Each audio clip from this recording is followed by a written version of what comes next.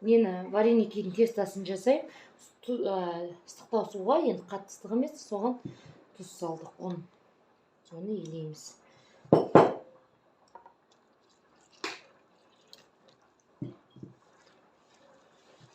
Жұмсақтау қылып елейміз, жарай ма?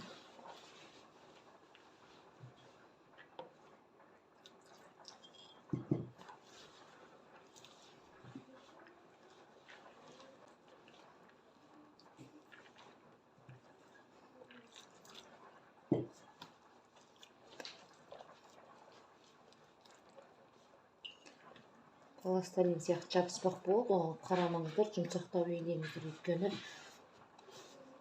бұл не? Тұрған сайын қатая береді. Міне, осындай бір келкаға билеп аласыздар. Қазір жайып вареникті көрсетемін. Сеуіп аласыздар да, ақырын ғана басасыздар. Біздікі сияқты емес, ақырын баса берсеңіздер, жайылай береді. Міне мамалар, осылай жайып аласыздар да, ақырын жайып.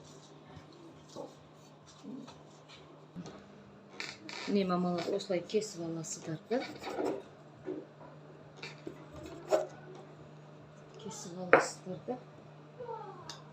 вареникидің начинкасын өзіңізге қалай ыңғайлы, солай жасай беріңіз. Мен картошка, қарабұрыш, тұз. Осылай қойып жасай бересіздер.